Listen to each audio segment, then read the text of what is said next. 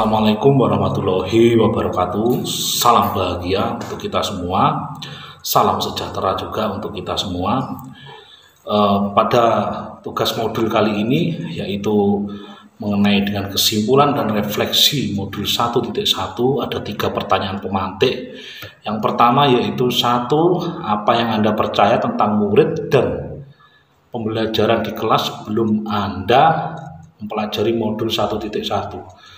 Saya sebagai guru sebelumnya menganggap seorang murid itu adalah sesuatu yang harus nurut dengan perintah gurunya, sehingga apa yang dikatakan oleh guru itu harus diikuti oleh murid tersebut.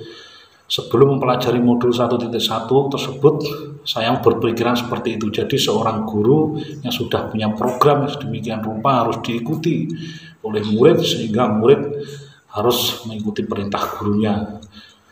Yang kedua yaitu apa yang berubah dari pemikiran atau perilaku Anda setelah mempelajari modul ini. Di dalam modul 1.1 mengenai dengan pola pemikiran Ki Hajar Dewantara, yang mana anak dalam belajar itu harus merdeka, berpusat pada murid, menyesuaikan dengan kodrat alam dan kodrat zaman, sehingga anak bisa berkembang sesuai dengan karakternya masing-masing. Tugas guru sebagai penuntun atau menuntun anak sehingga anak nanti bisa berjalan sesuai dengan relnya, sesuai dengan kodratnya, sesuai dengan kodrat lahir, kodrat batinnya. Saya mulai berubah karena dengan berpendapat seperti itu sesuai dengan apa yang disampaikan oleh Ki Hajar Dewantara. Kita harus mengajar yang berpusat pada murid dan nanti itu bisa dilaksanakan dengan baik. Jadi seorang guru harus bisa mengajar yang berpusat pada murid sehingga murid lebih bisa berkreasi, berkreatif, dan tugas kita selain mengajar berpusat pada murid adalah menuntun manakala murid tersebut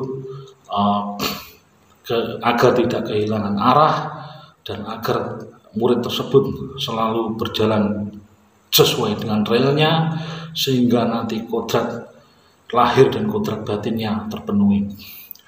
Pertanyaan yang ketiga, apa yang dapat segera Anda terapkan lebih baik agar kelas Anda mencerminkan pemikiran KHD?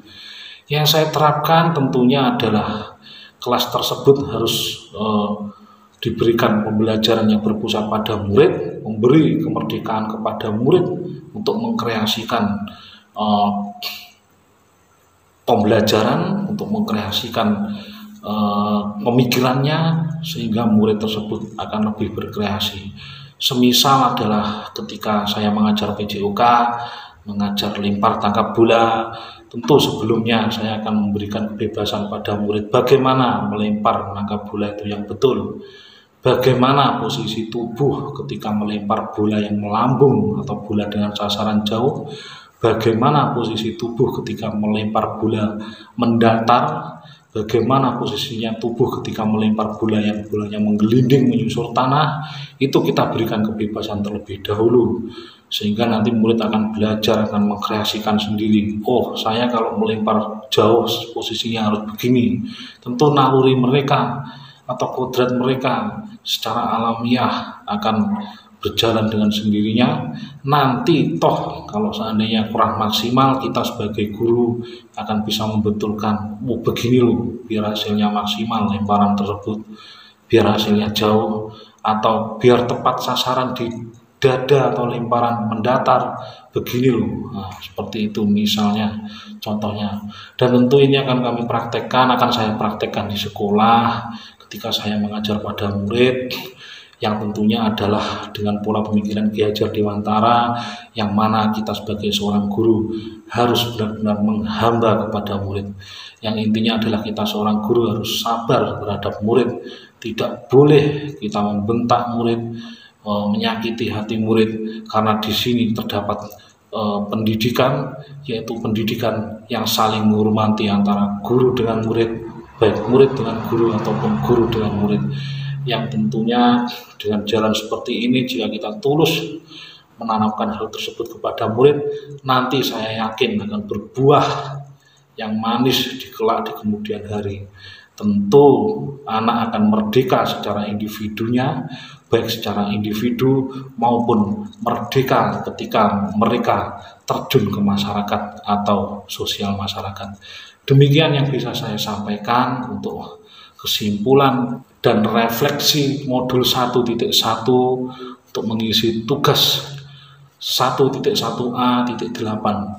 Saya Anang Subiantoro mengucapkan selamat malam dan saya akhiri. Wassalamualaikum warahmatullahi wabarakatuh. Salam bahagia.